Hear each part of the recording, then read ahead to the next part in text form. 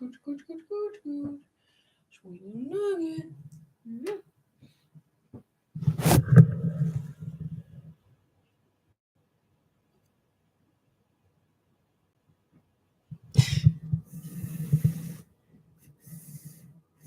I wonder if I could catch you purring. Probably not. Alright, baby.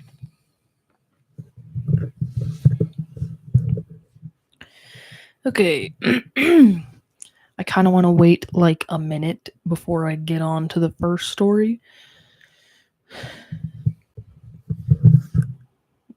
Sweet little nuggies.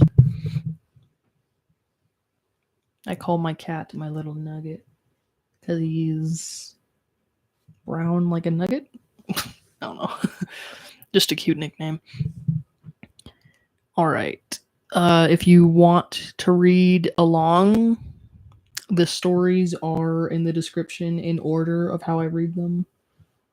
Oh, my sweet little nugget. He's so cute, isn't he? Yeah. My little nugget. He's such an old baby. Are you my little man? My cat's name is Cake. All right. All right. The first story is, I'm reading Today I Fricked Up stories, by the way. Ugh. Okay. I'm gonna have to lean it up so I can read it better, but yeah. Little tail. Okay. First story. Today I fricked up by telling my mom the stuff that squirts out when you first squeeze the ketchup looks like pre-cum. Context. My mom and I were not close while I was growing up, and to be honest, we still aren't. That's rough, buddy. This was actually in 7th or 8th grade. My friends and I were eating lunch in the cafeteria, and someone started squirting ketchup onto their food, and someone said, "That looks like pre-cum." Everyone laughed. I kind of chuckled, so seems like I knew what they meant. Okay. But I had no clue what they meant and thought, oh, okay, now I get it. They were just playing along. So cute. I kind of chuckled to seem like I knew what they meant, but I had no clue what they meant and thought pre-cum was a word related to something mundane, but that it was very supposed... What is up with me? But I had no clue what they meant, and I'm just gonna restart. Context. My mom and I were not close while I was growing up, and to be honest, we still aren't. This was actually in 7th or 8th grade.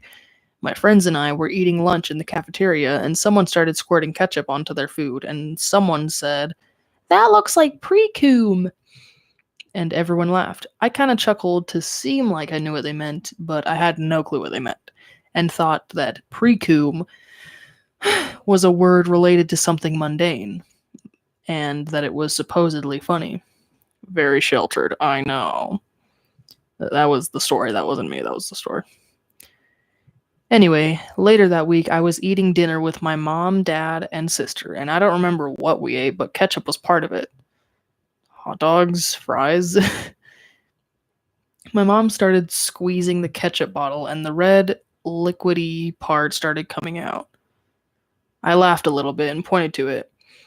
"That looks like pre-cum." She looked at me kind of puzzled and then pretended like I didn't say anything. I was sad that the joke didn't land, but I chalked it up to her maybe not being in a good mood. When I found out what pre-cum actually was a year or so later, I remembered that conversation with my mom and was so mortified. About 12 years after that initial conversation, I brought it up to her to see if she remembered. I hadn't seen her laugh that hard in a long time. Apparently, she didn't even remember that conversation. I couldn't believe it. I was so embarrassed for so long, and she didn't even remember the conversation. Well, duh. When I was... TLDR, too long, didn't read. When I was in 7th grade or so, I heard my friend say the liquid that comes out of ketchup when you first squeeze the bottle, if you don't shake it, looks like pre-cum. I didn't know what pre-cum was and told my mom that's what it looked like. Okay, I was expecting this to be like way more dramatic. Like a freaking religious mom is like, "What? Where did you learn that word?" Like that's where I thought this was going, but there's like no drama at all. What do you mean today I fricked up? You didn't frick up at all. Literally the only reaction was the mom being like, and then moving on. Like that was so. I mean, okay. I'm glad that the mom didn't have some crazy reaction like, "Oh, you're being homeschooled now, if that's what you hear." Like, I'm happy for you, but still, it was just a little disappointing. Like, oh. The title really made me think that it was going to be something like super sad and dramatic. Like, "Oh, my mom grounded me for a month because I said the word pre-cum." But nah, it was like nothing. And yeah. Because I feel like, I've had an experience like that with one of my brothers. I have a lot of brothers, and I also have a lot of sisters. I had an experience like that with one of my brothers. He was more on the religious side, and I had said I was quoting a Brandon Rogers video. I was like probably 9 or 10, and I said to my brother, "Oh, you probably shouldn't be wearing that hat because you might be walking around in public and a white van's gonna get you and molest ya." And I was quoting that one video where the teacher was like, "Oh, Cindy, you shouldn't wear short skirts like that because a white van's gonna come around and molest ya." And my brother, when I said that to him, I said the first part. He like looked at me and he was, "Why would you say that?" But my sisters, yeah, you got to see me for this. They were like, "Oh," but my brother was like, yeah, I don't fully remember what he said. I just remember him being mad, but like he was like upset that he couldn't be mad enough because like there were people around, so he couldn't like because my parents were like out of the house a lot, and I would be babysat by my siblings a lot because I'm the youngest, and he just always tried too hard to be a parent to me, and it was so annoying. And so yeah, like when it was just me and him, he would be like harsher. But because there was people around, he couldn't like fully parent me and reprimand and scold me.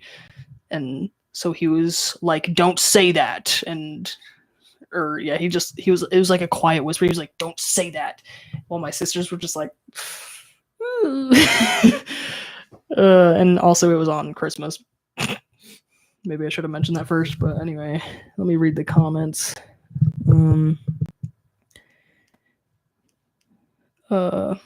When Wayne's World 2 was released on home video, I was about 10 years old.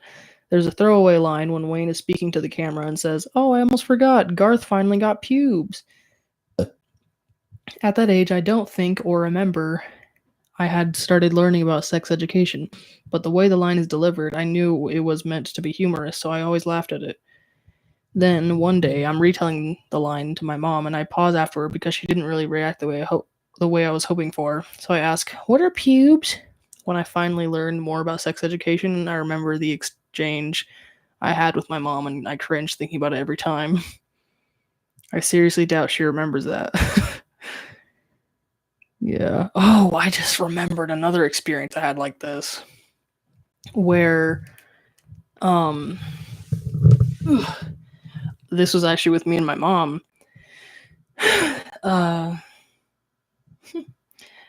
So I had found this video called like we used condoms as balloons, and we filled condoms up with air, something like that. And like after I watched that video, I was just in our living room and I was just like, I started singing and I was like, condoms, condoms, condoms. And my mom was in the kitchen, or no, she was in the dining room, which is where the kitchen table is. And she like cracked her head and looked at me and she was like, "What? Where did you learn that word?" And I was like, what? And I was looking at her, I was like, what? What? I was like, what the heck's the problem?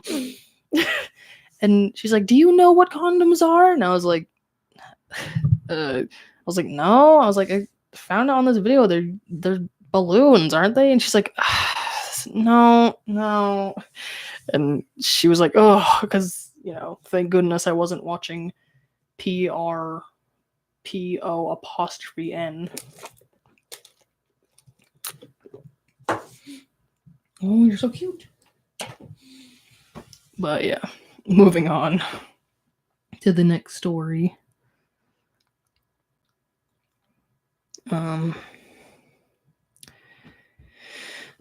Today I fricked up by destroying my chance with my biggest celebrity crush. Okay, I don't have a good feeling about this.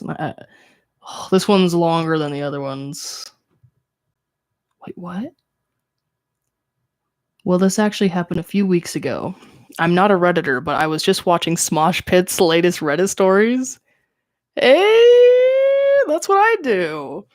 That's what inspired these live streams is Smosh Pit's Reddit story videos. I love watching them. I look forward to every Saturday because that's when they post them. Y'all should watch them. They are so entertaining. But yeah, it's very cool finding a Smosh fan in here. Anyway, I'm not a Redditor, but I was just watching Smosh Pit's latest Reddit stories video on YouTube and became aware of this subreddit. So I thought this story would be appropriate for here. It's not that eventful for how long I wrote. Oh, Smosh! We should send this to Smosh. They should read this. It's not that eventful for how long I wrote, but I still want to share it since it was kind of a big deal for me. Okay. So I'm not going to say her name because I don't want this to make my headlines. Any headlines, lol. She's a singer, not super famous, but still has a pretty big fan base. Huh. I want to guess who it is. It's not Billie Eilish. Billie Eilish is very popular now. Although I don't know what this person considers as famous, but not really. I don't know what they consider that. And I also don't really care that much about celebrities, so I probably am not going to figure it out. But I'm sure people in the comments figured it out. Whenever someone asks who my favorite artist is, I tell her name and I have to explain who she is every single time. Yet she does have more than 1 million subscribers on Instagram. Okay. I'm 27 years old and I've been a huge fan of hers for the past 4 to 5 years. Maybe her biggest fan. Okay, Chad, calm down. Before that, I didn't have any celebrity crushes. I remember that everyone had one in my teenage years. However, I never really understood how you would get so obsessed over someone you've never met. Ooh, autistic coded. Just kidding. I understood it with her. I know her every single song. I must have watched every show she's been on, every interview she's given. I love her music and I love her personality. At least how she presents herself in those interviews. It's not creepy. That's normal, but it just sounds creepy when you say it. Yeah, because everyone gets obsessed with celebrities. Anyways, so a few weeks ago, I was abroad for business-related reasons. After a long day of work in a small office, I wanted to walk to my hotel to get some fresh air. On my way there, I saw a bar. It seemed like a quiet place. So even though I was very tired, I went in to see what kinds of beers they had. I like trying different beers whenever I travel. I sat down and ordered one and started mindlessly scrolling on my phone so I wasn't alone with my thoughts. It says tots. So I wasn't alone with my thoughts. I got a burp. So I wasn't alone with my thoughts. As you do when you're sitting at a bar alone. After ordering my second beer, someone said hi. I turned around and saw her. Like, don't get me wrong, I've met women at bars before, but never had a woman come up to me first. So that was new. And it was her, of all people. Her! So of course I thought I must have fallen asleep on my desk at work and I was dreaming. I was freaking out internally, externally. I managed. You spelled that wrong. I managed to keep my cool. Managed to keep my cool. And said hi back. Since I couldn't believe who's standing in front of me, it was more like a hi, I guess. She said she saw me sitting alone and she was alone as well, so you spelled thought wrong again? That's crazy. So she thought it might be nice to chat while enjoying our drinks. I said, of course, I mean, why not? Sit! And rather aggressively pulled up a chair. Oh no. I was very, very excited and nervous, but it seemed like she still hadn't realized I was a fan. I feel like she might know. I told my name and she said hers, but I didn't say I already knew her because I wasn't sure about revealing that. At first, I was a little awkward and talked about the weather, how nice the bar is and stuff. Then we've talked for another hour or so. The conversation was going pretty well, and thankfully I was much calmer at that point. Then I told her I was in the city for work and talked about what I do very briefly. Very boring job. I felt like Jim Halpert in the first season of The Office while describing it. Okay. She said she was there for work as well and said she makes music. At that point, I thought I had to be honest. I said, I know. I'm a huge fan, actually. I love your every song. I have all your merch. Wow. You... not smart person. Her expression quickly changed from happy to disappointed. She said, oh. That was the moment I realized I fricked up. Thinking about it now, maybe not telling her that to her a little earlier was a bigger frick up. Yeah, there's probably like a debate. Like, oh, well, if you got together and just never told her, then I don't know. She said she doesn't think getting close with fans is appropriate. For a sec, I was going to say, so we were gonna get close? But thank goodness I didn't. Yeah. Fucking creep. Sorry. She briefly explained why she thought it was wrong, and all I could say was, I respect that. And I really do, even though it hurt and I don't agree with it 100%. Having a certain kind of power over people and choosing not to use that power for ethical reasons is quite respectful IMO. What does IMO mean again? It got a little awkward again, and we've only talked for a few more minutes. She said we could take a selfie if I want to, so we did. I offered her my number and said maybe we could grab her coffee if she ever comes to my country. She accepted it, but probably out of politeness. Lol. Then I walked her to her car, and I'm probably never gonna see her in person again outside of a concert. I can't stop thinking about how else that night could have gone. And I probably think that for months to come, if not years. But what can you do? It is what it is. It's also weird that I went to a country I've never been before, decided to walk even though I usually don't. Walked into a random bar and met my biggest celebrity crush there. It's like universe aligned everything for me, and you spelled managed wrong again? And I managed to freak it up, LeMayo. TLDR, I saw my celebrity crush in the bar, and she came up to me to meet. Unbelievable. After we've talked for a while, I told her I was actually a big fan of her. She said she's against getting close with her fans and left the bar a few minutes after that.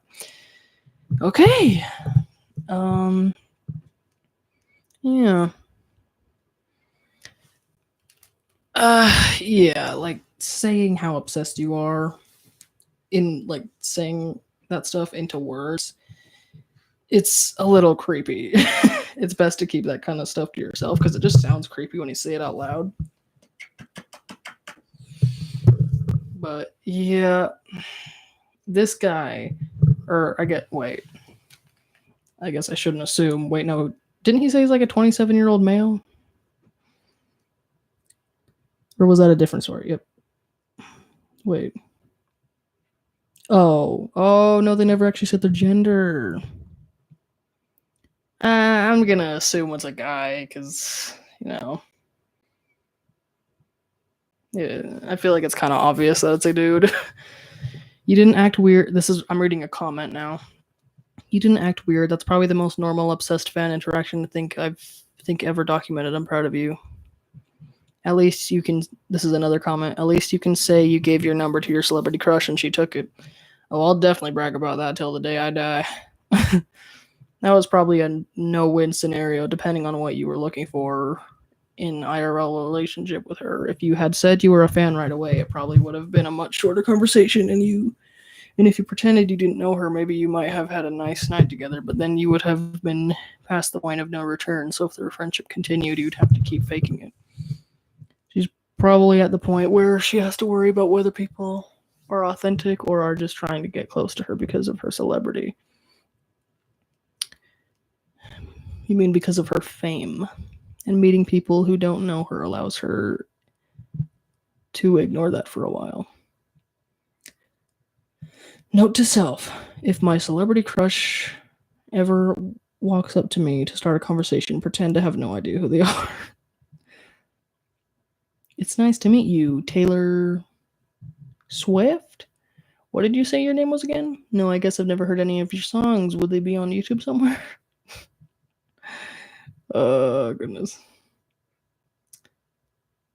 Someone said nice fanfic.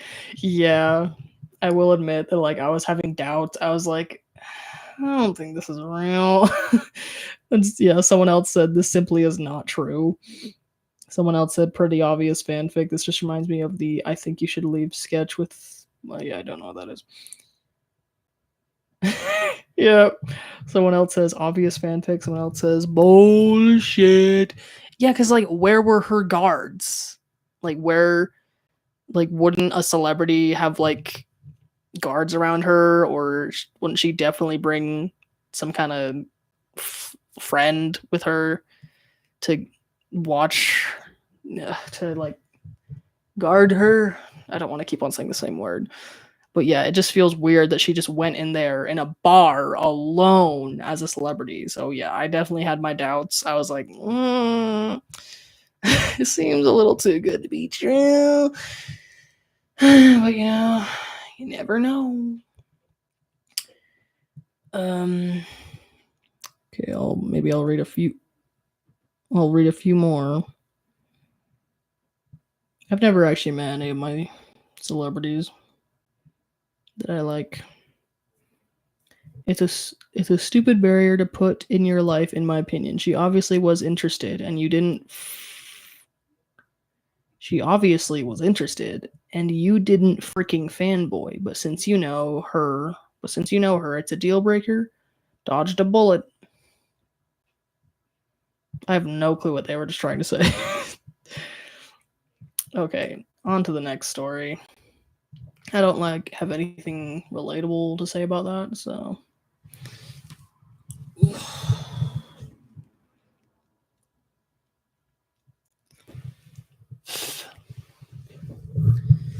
Okay. Today I fricked up by kissing my best friend. I, 23 male, have been really good friends with a 26 female for 5 years. Let me zoom in a little more. Oh. I, 23 male, have been good friends with a 26 female for 5 years. A has Down syndrome and has always had trouble making friends.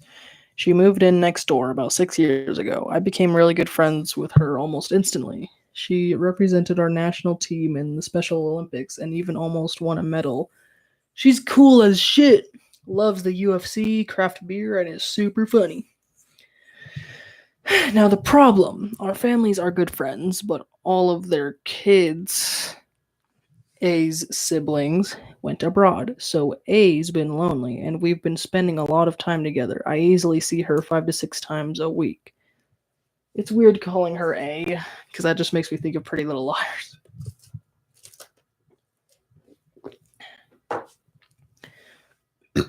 Last weekend, we decided to go to a bar with some of my friends, where she got too messed up and professed her love for me in front of everyone. I was taken aback. I didn't feel the same and said we should talk about this in private, so as to not embarrass her or make her feel bad. She then started crying, which caused a huge scene. Other bar patrons and the bouncers started gathering around, causing A to start panicking. To calm her down and stop the crying, I panicked and said, "I like you too," and kept hugging her and eventually kissed her, after which she calmed down. Ooh, yikes. That is rough. We left 5 minutes after this ordeal, and she fell asleep in the car. And now I'm just confused and weirded out. We don't know what to do or say. I'm her only friend, and I know she's going through a lot without her siblings. I'm meeting her tomorrow. What should I say without hurting her feelings? I know a bit of space is required, but I honestly know what will break her. But I honestly know that will break her. Any advice? Sorry for the formatting and grammar. English isn't my first language. It's fine. It's just a me problem.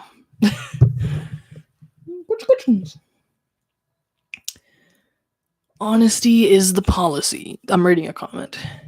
You can be gentle about it. Let her know how you felt on the spot. Explain that you understand it was a bad move on your part. Apologize and then tell her how you really feel. That she's an amazing girl. You think the world of her, but she's not your amazing girl. If you do this right, you might get a wingman job instead and keep your close friend. You seem to genuinely have her best interest in mind here in this. Yeah. If she remembers what happened, you won't be able to share your feelings without hurting them at all. So it's wisest to be direct and honest. Yeah, you fricked up bad. This is above Reddit's pay grade. Reddit is filled with society's brightest. I think you'll be very surprised how many clinical psychologists there are. You're a good person in a rough situation. Unfortunately, you're just gonna have to rip the band-aid off and be straight with her. Sometimes people with Down syndrome Sometimes people with Downs have to deal with heartache just like the rest of us. It sucks, but it's part of life. She's got Down syndrome? You're wild, bro. Just be nice to her and treat her with care. What?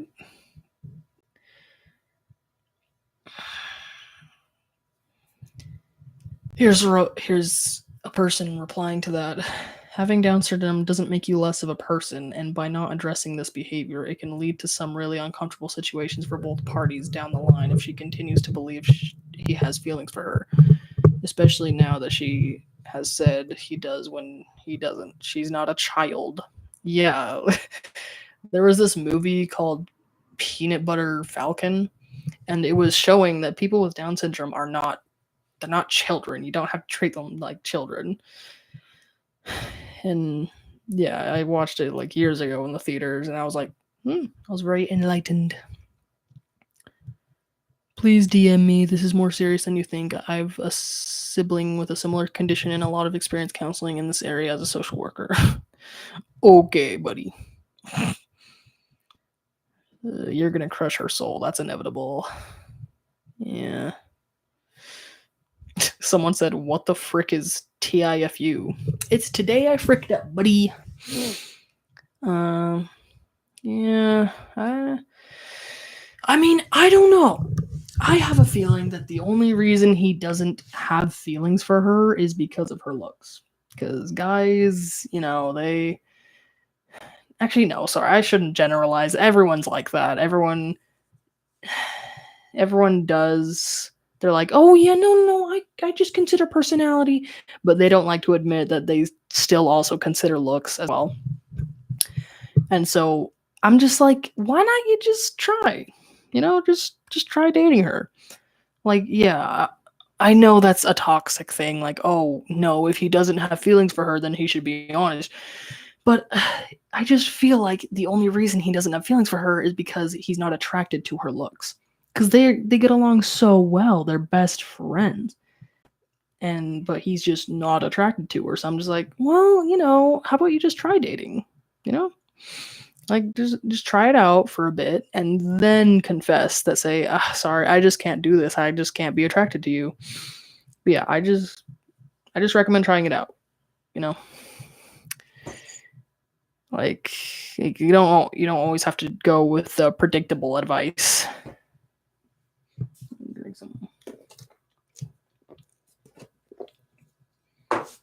I'm not sponsored. Oh, my cat's head. My cat's head is so cute. Don't you just love my cat's head?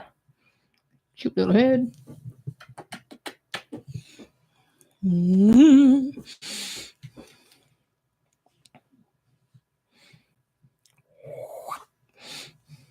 Goodbye, sweetie. Oh, I'm slouching. But yeah, not much to say on that story. On to the next one.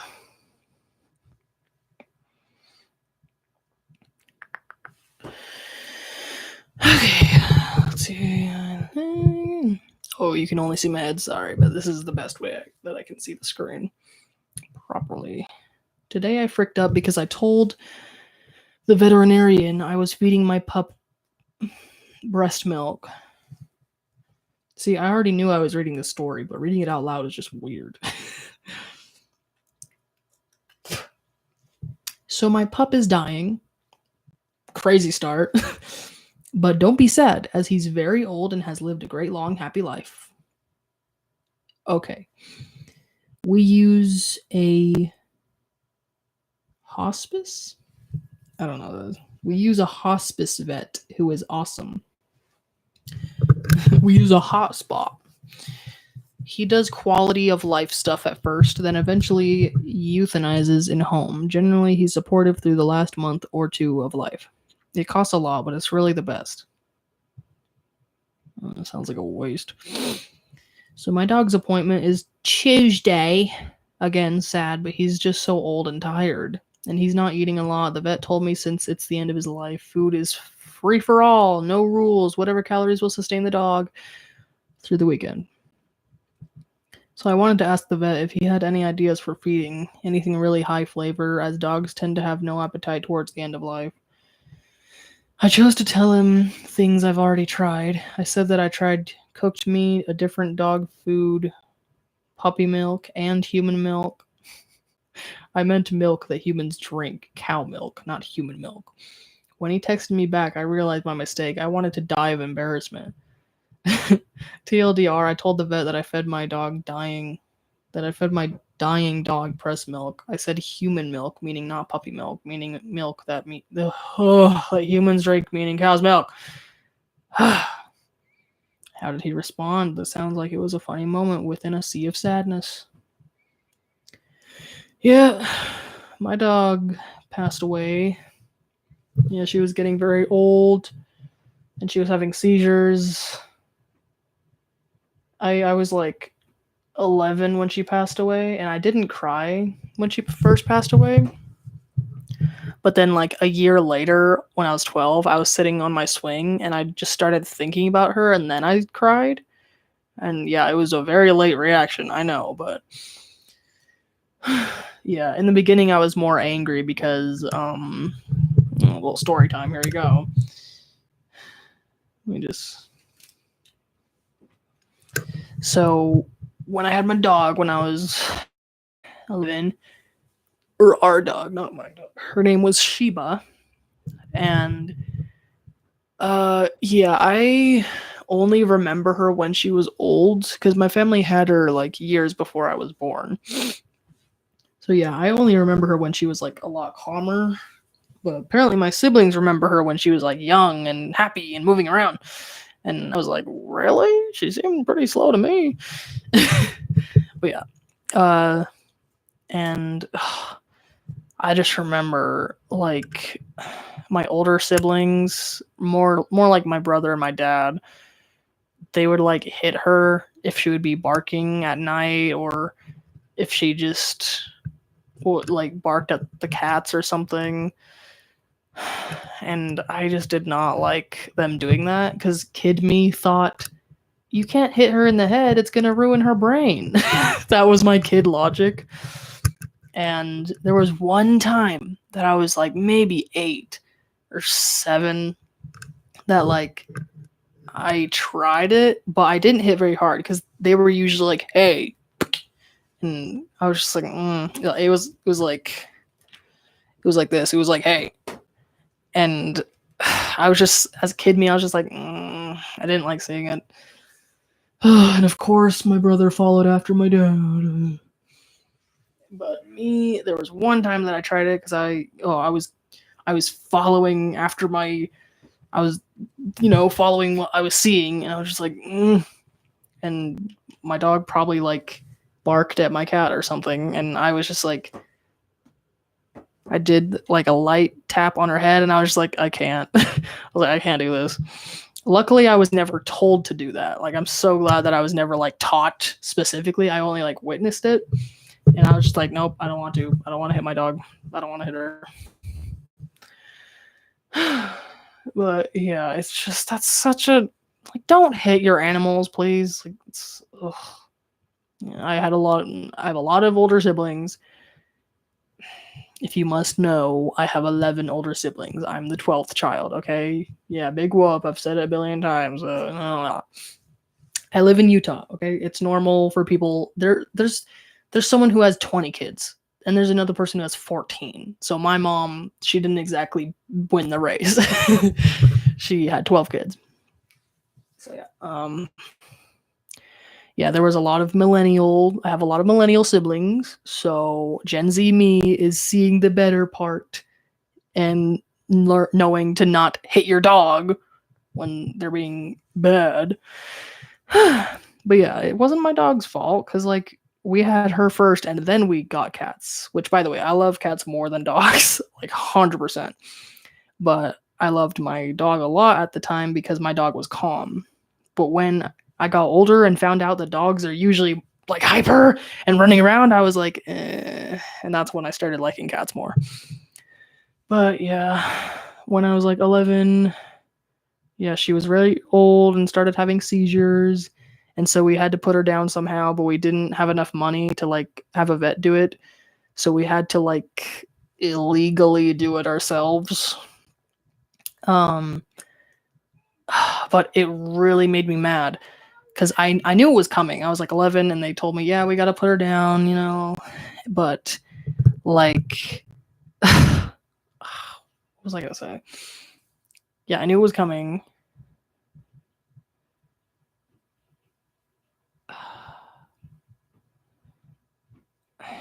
Yeah. And then like the next day I was like calling for her. I was like, Sheba, Sheba. And I was like, Mom, I can't find Sheba. And then the next day on Sunday when we were having our little gathering, again, we lived in Utah. But we had church at home instead of with like other people. We just had our own like private church. But anyway, in our little Sunday gathering, my dad told us, me and my sister, that he had put Sheba down the day before or like when we were in school. So I think he put her down on Friday and then yeah. And I was really mad because I didn't get to say goodbye to her. But I just hid my anger because my dad was very hard to talk to. I'm not gonna get into that. But yeah, I was just like, and yeah, I just hid my anger. And yeah, the way my dad put her down was